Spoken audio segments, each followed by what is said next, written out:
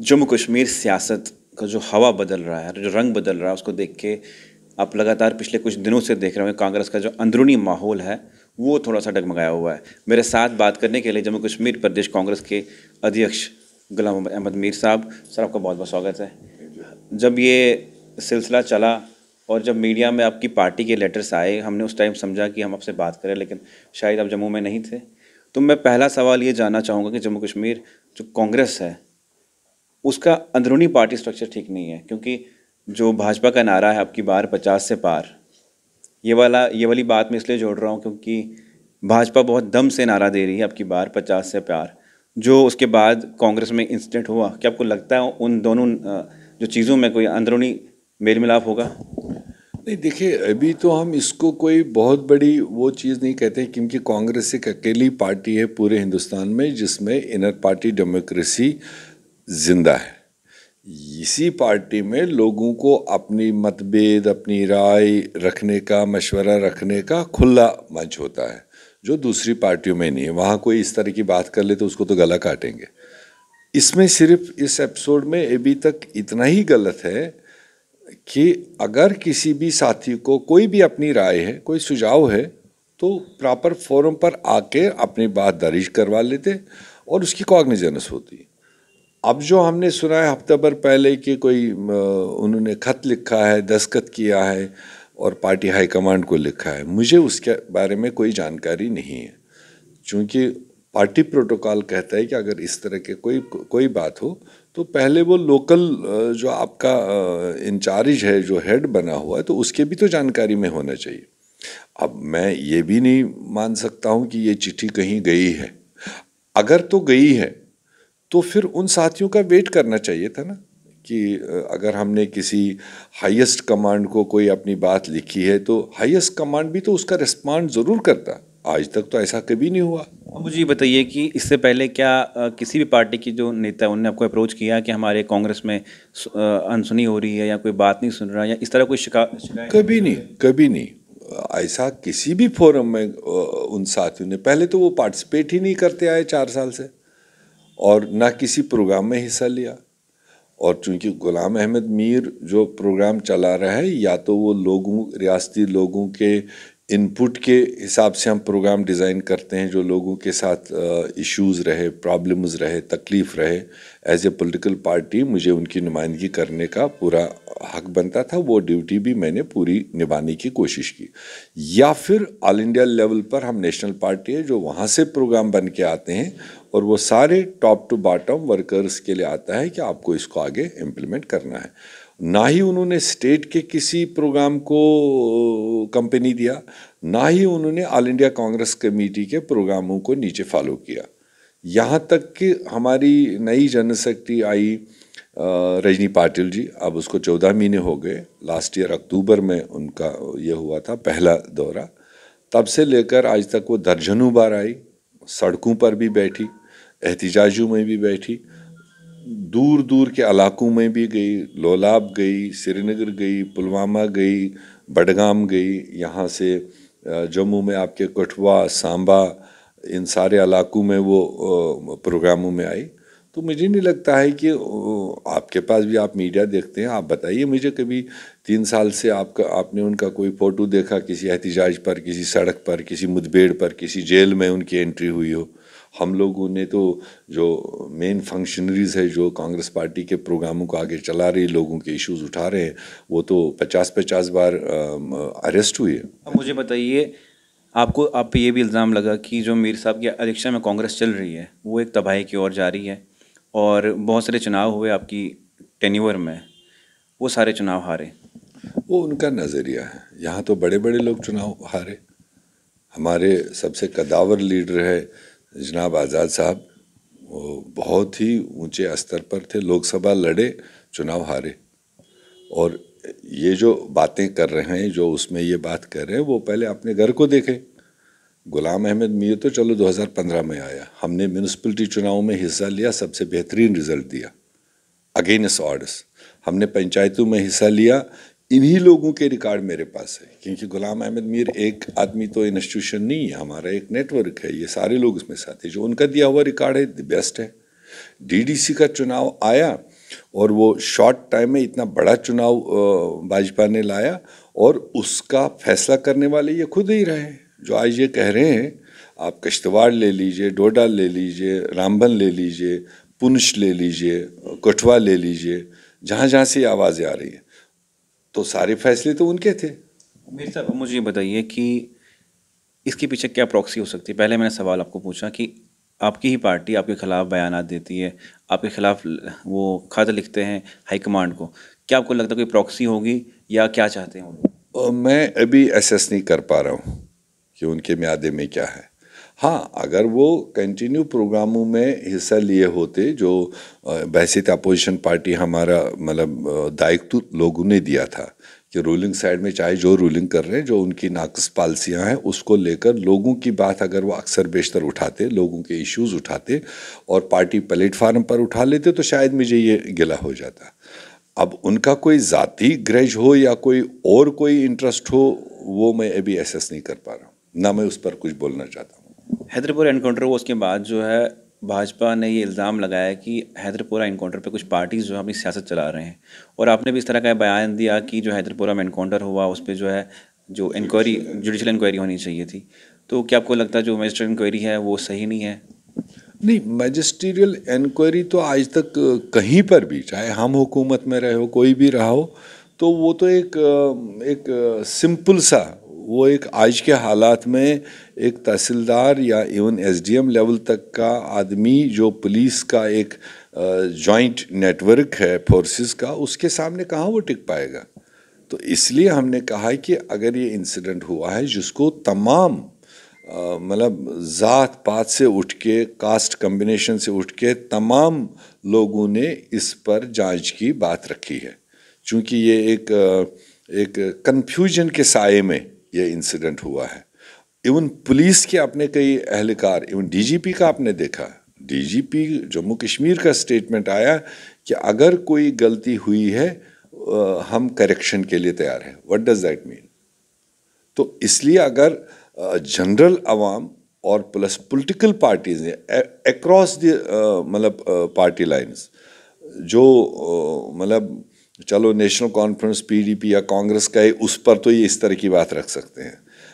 अपनी पार्टी के लीडरों ने कहा, पीपल्स कॉन्फ्रेंस के लीडरों ने कहा, और जो सामाजिक संस्थाएं हैं उन्होंने कहा, सिख बरादरी ने कहा, हिंदू जो ब्राह्मण कश्मीरी ब्राह्मण माइग्रेंट है उनकी आवाज़ें उठी कि नहीं, हम इस पर चाहते हैं कि ट्रांसपेरेंसी से इंक्वायरी होनी चाहिए, और वो भी जुडिशल इंक्वायरी होनी चाहिए, किसी सिटिंग जज के मॉनिटरिंग में होना चाहिए, ताकि दूध का दूध पानी हो जाए। अभी तो किसी के ऊपर सीधा इल्ज़ाम तो कोई दे नहीं रहा है, इंसिडेंट हुआ है, तो इंसिडेंट को जब तक ट्रांसपेरेंट तरीके से इंक्वायरी ना हो और सही बात लोगों के सामने आ जाए, क्या वाकई उनकी कोई इन्वॉल्वमेंट थी या कोई किसी दूसरी कोशिश में इन सिविलियंस का कत्ल हुआ है, वो चीज़ समाज जानना चाहे और उनका हक भी बनता है।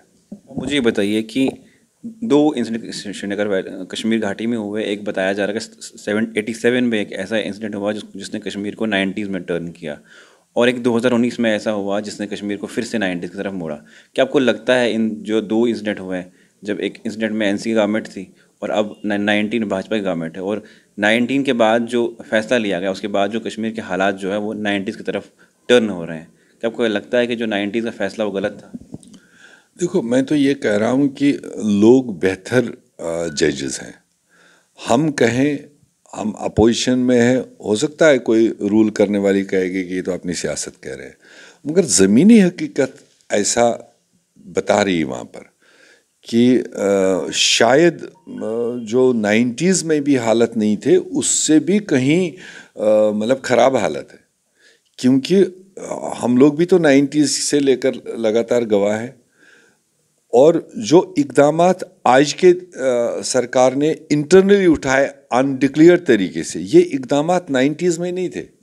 मैं आपको बता दूं, मैं 96 में चुनाव लड़ने के लिए लाया गया, तो उस वक्त एक पॉलिटिकल आदमी को इतनी एप्रीहेंशंस नहीं होती थी, जबकि नंबर ऑफ मिलिटेंट ज़्यादा था, एनकाउंटर ज़्यादा थे, मगर सिक्योरिटी अपैरेट्स और गवर्नमेंट का एक सोच ऐसा होता था कि मोमेंट फ्री होती थी। तो आज तो सरकार खुद ही कॉर्डन करके बैठी है। क्यों? हो सकता है हमारी आंखें जो नहीं देख रही है वो सरकार की आंखें देख रही होंगी।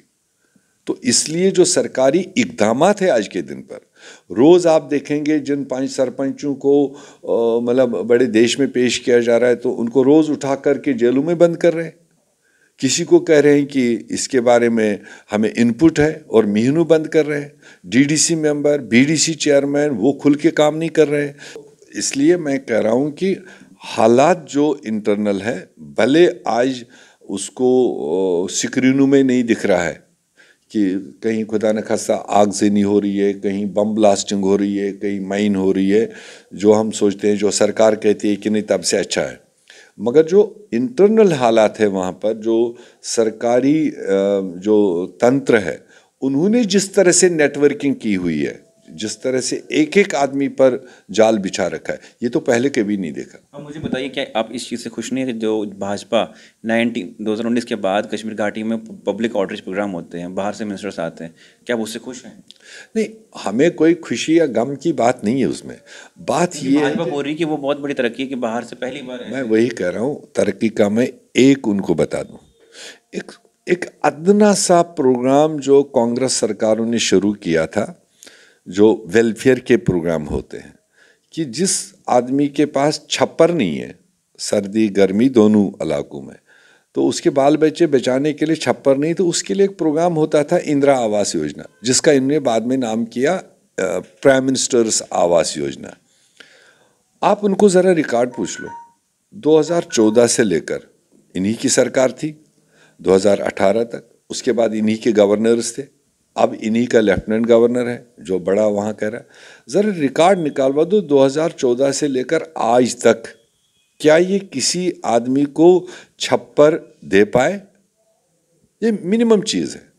और उसके बाद अगर कहीं पर थोड़ा बहुत एक्टिविटी होती भी थी पिछले सालों में, वो वही कांग्रेस सरकार की दी हुई मनरेगा की पॉलिसी थी, ताकि लोग अपना गली कोचा बनाते थे, उसको ये फ़ोटो खिंचाते थे, वो भी बंद। इस साल का मैं आपको कश्मीर साइड का बात बता रहा हूँ, मार्च में जो दिया हुआ प्लान है, जो पंचायतों ने दिया है, जो ग्राम सभाओं में इन्होंने घुमा घुमा के वेरीफाई किया, अभी तक किसी गांव में कोई भी काम लोगों के हाथ में नहीं गया, ना ही काम बना, ना ही रोजगार बना, और वो कागजों में है। तो अब अगर अगले 10 दिन में बर्फबारी होती है, क्या आप समझ सकते हो कोई काम ग्राउंड पर होगा? अगर 31 मार्च तक ज़मीन कवर्ड हो गई, वाइट हो गई, तो 31 मार्च को तो वो कागज़ तो उनको रिवाइंड ही करने होंगे। तो दैट मीन्स एक बहुत बड़ा लॉस। ये गलत पॉलिसीज़ है, गलत इनके फैसले हैं, जो ज़मीनी सतह पर हो सकता है पैसे होते हुए उसको एग्जीक्यूट नहीं कर पा रहे। मीर साहब, मुझे बताइए कि जब इलेक्शन ने करवाए पंचायती राज स्ट्रॉन्ग करने के लिए, डीडीसी इलेक्शंस हुए, क्या आपको लगता है, आप वादी में होते हैं, क्या आपको लगता है पंचायती राज स्ट्रॉन्ग हुआ, उस तरह का काम हुआ जिस तरह ये वादे कर रहे थे? बिल्कुल नहीं, मैं तो वसूख के साथ कह सकता हूँ, क्योंकि इन्होंने हॉलो स्लोगन्स ज़्यादा दिए, मगर ग्राउंड पर जो लोग रिस्क लेकर मैदान में आ भी गए, रिस्क काफ़ी थे, वो चाहे पंच के लिए, सरपंच के लिए, बीडीसी के लिए, डीडीसी के लिए, जो 3 tier system Congress national conference सरकार ने यहाँ दिया हुआ था। तो अब ये कहते हैं हमने वो करवाया। जब हम उनको बात उठा रहे हैं कि जब ये सरकार में आए पीडीपी और बीजेपी, उन्होंने वो 3 टायर सिस्टम को रिवोक किया था, कानून पास किया कि नहीं हम नॉमिनेटेड पंचायतें चलाएंगे। ये तो फिर NN वोरा साहब का जब गवर्नर्स रूल पीरियड था, हम सारे लोग गए, हमने उनको परस्यू किया, उन्होंने उनके उस रिवोकेशन को वापस कर दिया, तो 3 टायर सिस्टम वापस आया। अब बात यह है कि इलेक्शन ज़रूर इनके टाइम पर हुआ, और इलेक्शन कितने % पहले हुआ? जब पहले चुनाव हुआ तो 30-35% हुआ, तब तो इनने कहा एकदम बिल्ली भी नहीं मरी, चूहा भी नहीं मरा।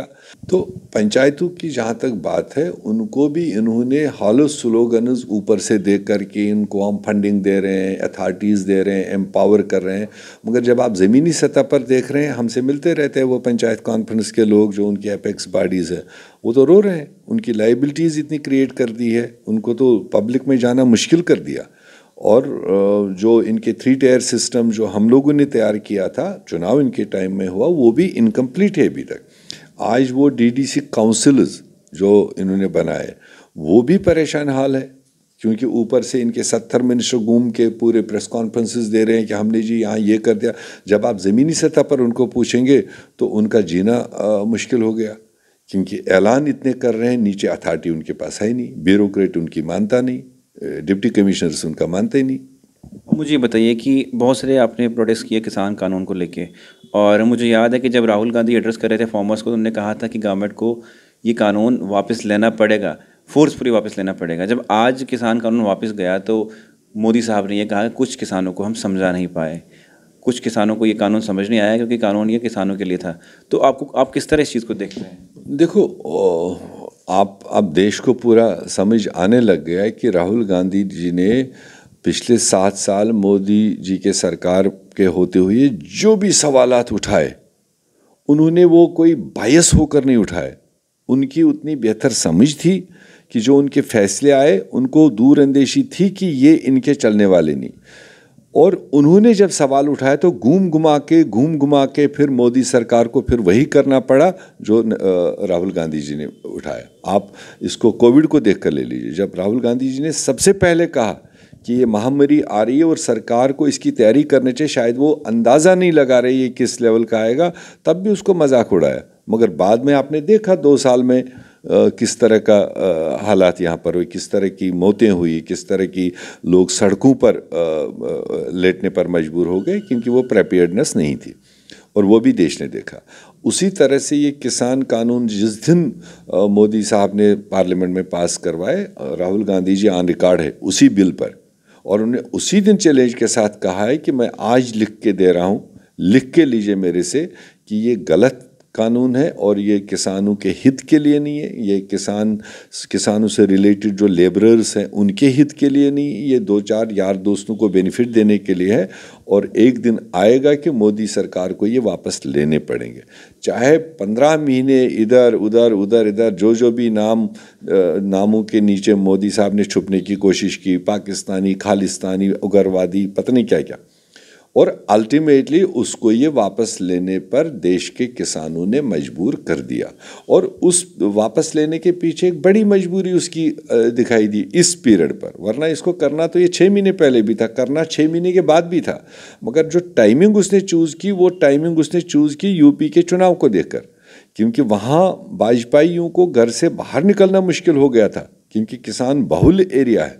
तो वहाँ जो किसानों ने ठान ली थी कि हम अगर हमारा ये नहीं सुनेंगे तो हम भी इनकी नहीं सुनने देंगे, तो उस हीट को देख कर के जो इसने फैसला ले लिया, और उससे 56 इंच छाती ज़रूर, पता नहीं 16 इंच बन गया या 26 इंच बन गया, एक थोड़ा सा ये लग गया।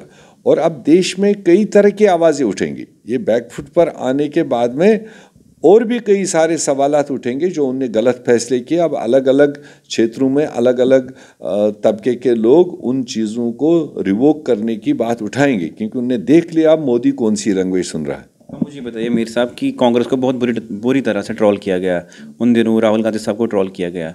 अब जब 1 साल लगभग हुआ और 700 किसान मर गए, उसके बाद भाजपा अपना कानून वापस लेती, क्या आपको लगता है कोई जिम्मेवारी बनती थी कि उनको जिन घरों का नुकसान हुआ, जो लोग मरे, जो इतना इकोनॉमी को हिट हुआ, पूरे सब जो इंडिया की जो इकोनॉमी है उसको बहुत हिट हुआ किसानों के प्रोटेस्ट से। आपकी बहुत बड़ी पार्टी कांग्रेस पार्टी, और अपोजिशन में फिलहाल कांग्रेस ही है उनके, तो अब क्या करेंगे, मतलब किस तरह उनको ये गलती मनवाएंगे आप? नहीं, हम तो अवेयरनेस प्रोग्राम चला रहे हैं। आप देख रहे हैं 14 नवंबर से 29 नवंबर तक का देशव्यापी प्रोग्राम चल रहा है, जिसको जन जागरण हम कहते हैं। जन जागरण का मतलब ये है कि उसमें कोई एक इशू नहीं, जिस एरिया में जिन लोगों को जो प्रॉब्लम है वो कांग्रेस प्लेटफार्म के ज़रिए से उसको उठा सकते हैं और उसको मोदी को सुना सकते हैं, क्योंकि वो आम आदमी को तो बोलने नहीं दे रहा। जो कोई तबका बोलेगा उसको CBI, ED, NIA उसके दबाव में रखा हुआ है। इसलिए कांग्रेस पार्टी ने एक बड़ा प्लेटफार्म तैयार किया है कि आप आकर के इस पर बात उठाओ, या जिन लोगों को, जिन नेताओं को जो इश्यूज मालूम है लोगों के, वो बोले उस पर। तो इसी तरह से मतलब अब आप देखेंगे आने वाले दिनों में और भी बहुत सारे इश्यूज आएंगे। और मेरा मोटा चीज़ इसमें यह है कि चाहे उनने डिमोनेटाइजेशन का किया, उस वक्त भी लोगों को तकलीफ़ें हुई और लोगों की मौतें हुई, 300 से ज़्यादा उस वक्त मौतें हुई। सेंट्रल गवर्नमेंट के उस फैसले का नतीजा है वो जिनकी हत्या हो गई। इसी तरह से किसानों के लिए जो फैसले लिए उसको लेकर आज तक 700 के आसपास किसान भुखमरी से मरे या हार्ट फेलियर से मरे, उनको जो सदमा पहुंचा। मैं तो समझता हूं कि वो डिमोनेटाइजेशन हो या किसानों के मामले को लेकर जो लोग मारे गए, ये बाज़ाब्ते केस बनता है। कंपनसेशन तो मरने के बाद चलो एक चीज़ है, कोई करोड़ मांग रहा है, कोई 50 लाख, कोई 20 लाख, क्या नेगोशिएशन होगा। मगर अल्टीमेटली अगर कोई देश की चुनी हुई सरकार गलत फैसला लेती है जिसकी वजह से लोगों की हत्याएं होती है, उस पर बाज़ाब्ता किसी सेंट्रल एरिया में FIR लॉन्च होना चाहिए और इन केसेस का बाज़ाब्ता छानबीन होना चाहिए कि अगर ये किसी फैसले की वजह, वो फैसला लेने वाला कौन है, जिसकी वजह से किसी का बाप चला गया, किसी का भाई चला गया, किसी का हस्बैंड चला गया, वो परिवार कैसे जिएंगे। ये एक व्यक्ति के मरने की बात नहीं है, उस एक व्यक्ति की वजह से कितने लोग हीटिंग टच में आए, उस सारी चीज़ का जांच होना चाहिए। वो वक्ती सरकार को मतलब उस कटघरे में लाना चाहिए। मीर साहब, मुझे बताइए कि आपके जो सामने है, जिससे आपने मुकाबला करना, वो भाजपा है, और भाजपा अभी जो है बहुत बड़ी पार्टी बन चुकी है। पहले आपकी कांग्रेस में एक G23 बना ग्रुप, उसके बाद जो है आपकी जम्मू कश्मीर कांग्रेस में घमासान मच गया, तो किस तरह कर पाएंगे सामना उनका आप? ये देखो, ये हमारी पार्टी के अंदर की जहाँ तक बात है तो ये कोई नुकसानदेह हम नहीं समझते हैं। चलो उस बहाने कुछ लोग घरों में बैठे थे, अगर एक्टिवेट हो जाएं, जो वक्त आते आते मतलब इम्तिहानात है उसकी तैयारी करें, वो होता है। ये कोई यहाँ जम्मू कश्मीर में नहीं, और आप राजस्थान में देख लीजिए, और वहाँ क्या गुटबाजी नहीं। ये भी लग रहा है कि जो लोग निकल गए, क्योंकि पहले ये अब जम्मू कश्मीर में रिवाज निकला है कि पहले पार्टी के पोस्ट से रिजाइन, उसके बाद कोई और पार्टी ज्वाइन, क्या आपको लगता है वो होगा, या फिर ये भी लग रहा है कि अब वो कोई और नई पार्टी शुरू करेंगे? नहीं, वो मैं कह नहीं सकता, वो सवाल आप उनसे पूछ सकते हैं, मैं उनके म्यादे में तो बस नहीं रहा हूँ। बट जो ओहदेदारी से इस्तीफ़ा की बात कर रहे हैं, उसमें आप सबको समझना चाहिए, उन सारे लोगों में कुल 3 ओहदेदार हैं। लिखने को तो वो 10 लिख सकते हैं, 50 लिख सकते हैं, जिनके पास पार्टी का ओहदा है वो मात्र 3 है। वो 3 लोगों ने ऐसा क्यों किया और फिर अखबार में ही क्यों गए, उस पर हम नज़र रखे हों, उसमें पूरी पार्टी नज़र रखी हुई है। ये थे मेरे साथ जी मीर साहब, जो जम्मू कश्मीर कांग्रेस के अध्यक्ष हैं, और लगातार कांग्रेस में जो अंदरूनी घमासान चल रहा है उस पर बात की, और हमने बात की कि जो PM मोदी ने किसान कानून वापस लिया, और ये किसान कानून जो वापस गया, ये एक बात साफ साफ दर्शाता है कि जम्मू कश्मीर में, पूरे हिंदुस्तान में अगर वक्त पे इलेक्शन नहीं होते, तब सोच सकते हैं जो लोग सत्ता में बैठे हैं वो किस कदर इस हिंदुस्तान को बर्बादी की तरफ ले जाते। इलेक्शंस होने को थे पंजाब और UP के, और मोदी सरकार ने किसान कानून वापस लिया। इस सब पे आपकी क्या राय है, आप हमें कमेंट सेक्शन में ज़रूर लिखिएगा।